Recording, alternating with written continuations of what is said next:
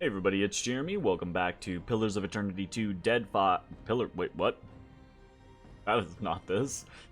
Hey everybody, welcome back to EA Tetragrammaton. This is turn 125. Goodness gracious. Let's jump into things. Okay, so, doing our normal Naiads, Yetis, Kusarikus, Corpseman construction, Corpse, Curse of Blood, Lichcraft, etc. That's all happening everywhere. Not a great Blood Slave turn for us, but we're getting closer to the point to where we can open up our 4th province. So the hope is that as long as we can stay in this 20 to 30 range for each of those, then we can start turning on well there. Nazar the second was attacked. Watch this. It's a gore tide horror. We have little to fear in this style scenario. Now that we have the Holy Scourge. Generally speaking, possible. Motherfucker just, yeah, he did. Of course he did. Used his damn gems to cast Marble Warriors. Really? Really? Fuck you, game. Just walk in there and smack him.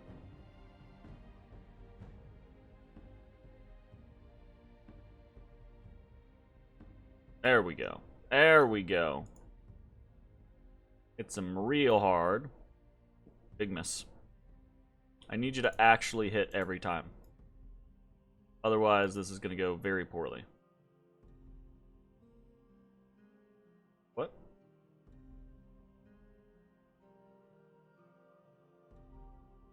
Okay.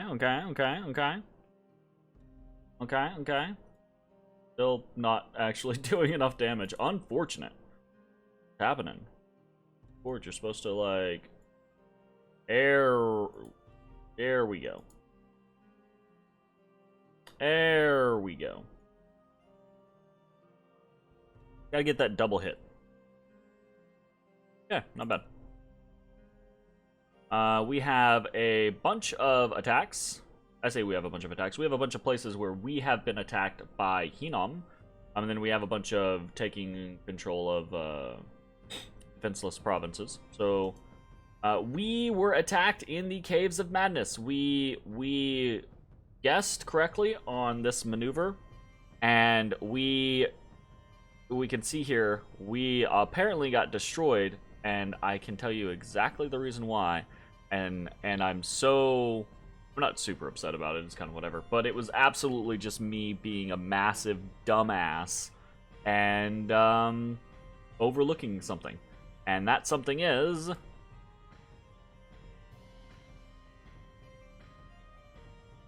Beast Boy, right here. Has a Heat 7 aura, and he's right in the middle of most of my mages. We thought to put our King of Flames off to the side, but I did not pull the Flame Spirit out. Normally in my big armies, I have Gaia's Blessing up, so it doesn't really matter as much, right? But that is not the case here.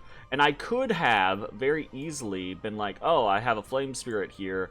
Let's put up Flame Ward or you know, whatever, right? Warriors of Muspelheim or something like that, right?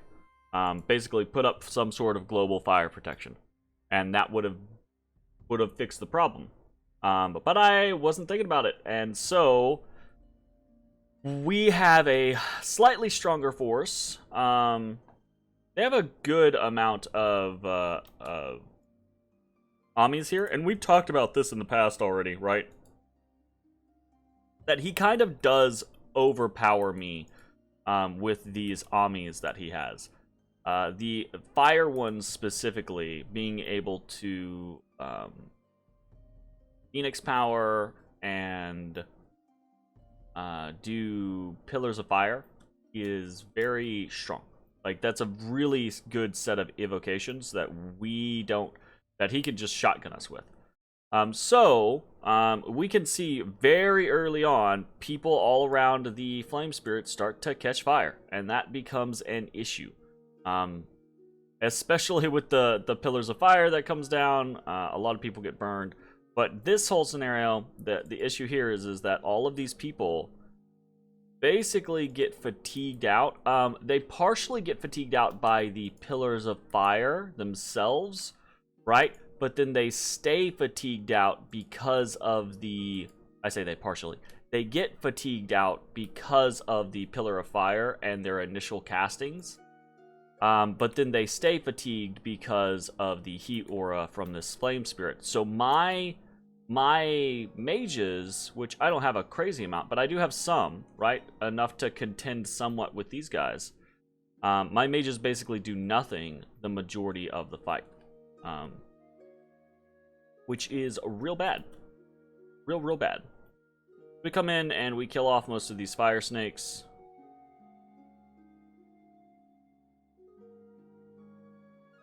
Got our King of Flames back here doing fire darts. Which isn't horrible. Could be doing other stuff. Pillar of Fires. One out. But yeah, these guys just, they're stuck. And because of that, his mages continue to assist throughout the fight, which means that my forces slowly get whittled down, his do not. Eventually, my Flame Spirit routes, my King of Flame routes, and my mages are just sitting ducks there. That was unlucky because of the Pillar of Fire, but that also was 100% me not thinking about positioning or not thinking about the proper buffs and just being a dingleberry. So that's really unfortunate. Bad loss. We got hit in the Black Alps, but our Tartarian Titan once again kills a whole heaping host of goodness. Titan actually is relatively strong at this point. Yeah, she's got 4 experience pips. She did pick up a limp in that one. I say she. Probably a he if we're looking at the off-the-shoulder toga. But whatever. This genderless undead Titan can do whatever it wants. But yeah, it did pick up a limp. Okay. Killed off a lot of chaff. Got hit in Sciatica. Nothing big there. Got hit in Gaesha. Nothing big there. Got hit in Behemoth's Rest. Nothing there. Witnessed a little PD crush. So he's just, again, we talked about this last turn. He's running around with these little groups of this. We need to start finding opportunities to defeat him in detail. So, we've taken control of Delufe, Resting Heights, Wood of Many Paths, Ederol, and then there was a battle in Ross. Nothing much there. Took control of Range of Shadow. Unexpected event in Villia. Got some Misfortune and Magic. Got lost population in Alluvia. Lost Dominion in Range of Shadow. Did a bunch of patrolling, and this is the big one. 151 Brigands destroyed in Perenna. So that's good. Lich 14 and Lich 8 are now back with us. So what are our movements for this turn? Most of them are very basic movements. Just raiding into territory, attacking from Delufe into Andoria with our Tart 15. We are potentially trying to hit... I don't anticipate him staying in the Caves of Madness. But he is starting to get a little bit more tricksy with his movements, positioning, staying in certain positions that I would not anticipate him to, etc. So we're actually, in the off chance that he does stay in the Caves of Madness, we are going to... I don't want him on just regular fucking spells. Because he was just casting fire darts the whole fucking time, which is super meh. Cast something like Pillar of Fire the entire time.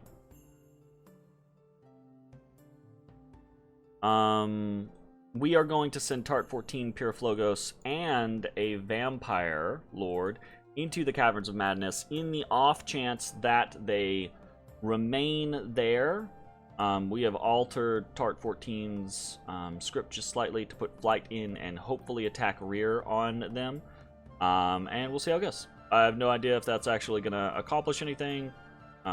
Probably just 3 targets like this running into something like Caverns of Madness. What's going to happen is they're going to get hit by a bunch of Pillars of Fire.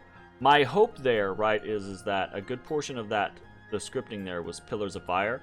But Pillars of Fire shouldn't really do anything to Pyroflogos and shouldn't do much to Tart 14. I guess it might do something to my Vamp. We could do something like this. That on him.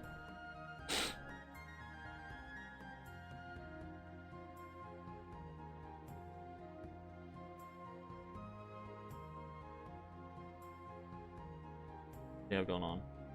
Soul Vortex and Vulnerability. Yeah, gotcha. Okay, easy peasy.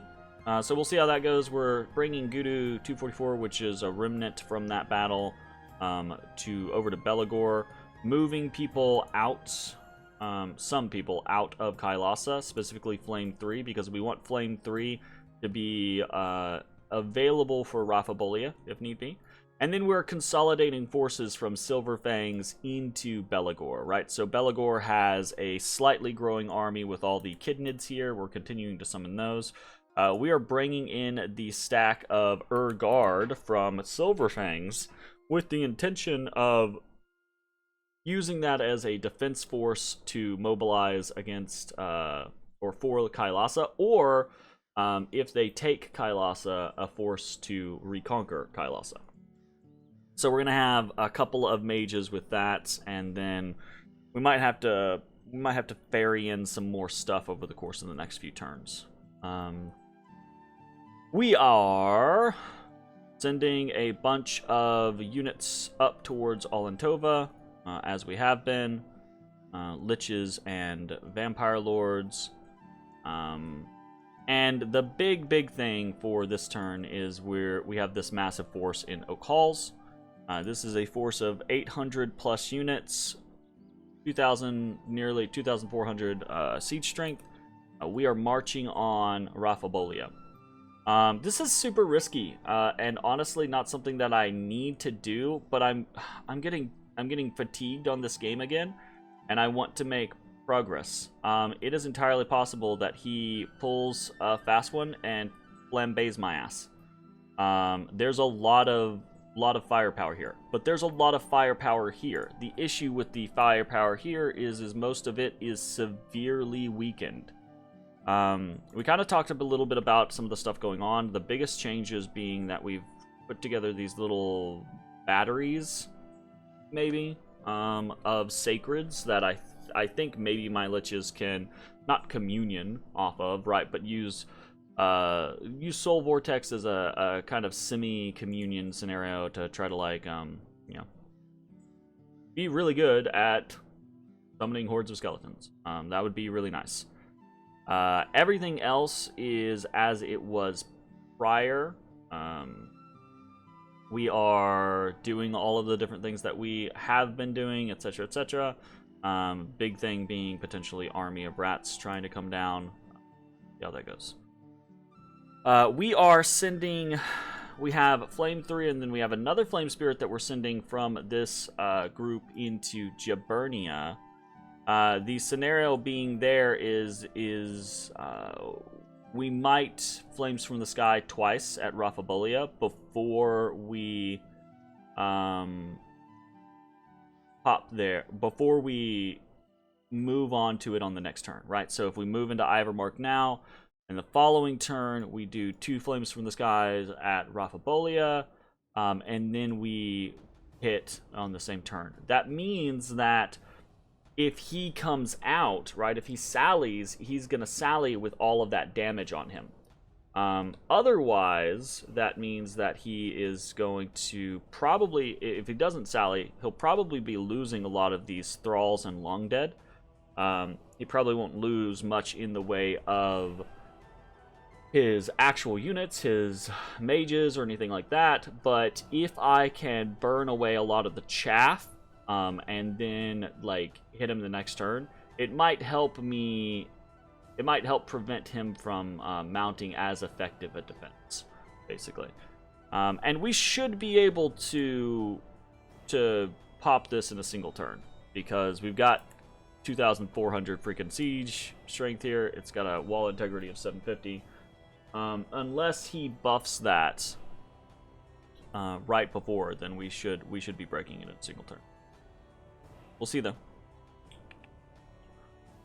Anything else that is real crazy? Not particularly. We continue with Curse of Bloods, again trying to do that once every single turn. We are, I want to say, going to open up Belagor pretty shortly, right? Because we have the unrest under 100. But if I have to pull units to run and defend Kailasa, then that's going to be a little bit of a thing. That'll be more of a complication. So, fingers crossed there. We are building a temple here in Rim Mountains, and I think we want to build a temple elsewhere. I don't think we can right now as part of the issue. Sorry. I've been having sinus issues the last few days. I think we're gonna go put a temple in Tenera. So let's actually send this Ishib out there. We're not gonna spend this money. I've been very basically like not recruiting anymore. I'm trying to focus on the infrastructure, i.e. I'm trying to put in things for temples or forts, because I think that's going to behoove us in the next 10 to 15 to 20 turns, depending on how things work out. But yeah, we'll have to see how that goes. We continue to do all of the same things that we have been.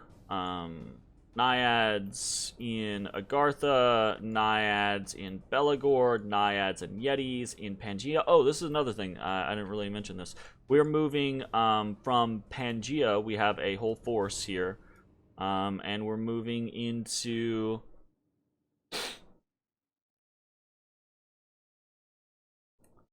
we're moving into Gaetia, or Geisha.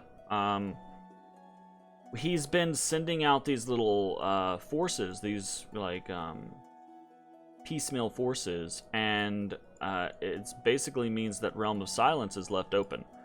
This is not an especially strong army, but it does have 700 plus siege strength. So Realm of Silence probably wouldn't be popped in a turn, but it could be popped in 2 turns. And more specifically, we could absolutely defeat some of these things in detail. So if we take a look at the force here at Geisha, it's got some Amis and some Shamans, and that's a decent enough force. It's kind of the same type of force that we just lost to in the Caves of Madness, right? But the force that we have from Pan is quite a bit larger, with quite a bit more backup, and the actual right spells. So having things, I do probably need to spread things out a little bit more.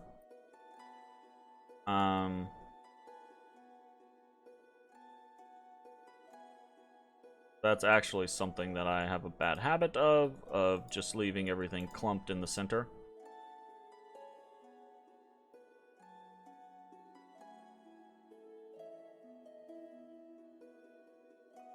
You don't really matter. So yeah. We're gonna strike out. We have the vast majority of the buffs that we would utilize for this. If it works, it works. Great. If we're able to fight an army here and best it, fantastic. If not, that's okay. We'll see how it goes. Forging this turn is primarily water bracelets and water lenses. Of course, we're doing a couple of other things, namely things like Lichcraft. Our legendary for the turn is we're going to put on do Karkator, the Pocket Lich. Yeah, that goes. We put, who did we put? Put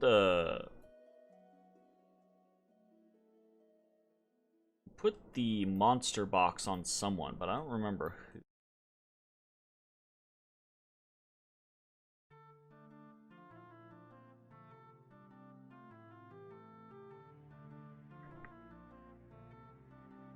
We put it on this guy, on the NC-19 over here in Pangea. So he has Monster Box. He can consistently grow random monsters, which could be cool. It could also be really trash, but we'll see. I guess I do actually want to keep making these. So yeah, the vast majority of forging was for water lenses and for endless bags of wine. We're pretty good on the endless bags of wine now, I think. And actually, I need to take one of these water bracelets and stop it. And I need to do another dwarven hammer as we continue forward. I think that's honestly mostly it. Kind of a quick turn, truth be told, but there's nothing super crazy special this turn. We have doubled, I will say this, we've doubled our production of Kusarikus in anticipation of war over here on this side. We've got to be somewhat careful there. I have been considering trying to boost up to wish potential, which I think might be something that could go decent for us. We have a pretty good income for astral pearls.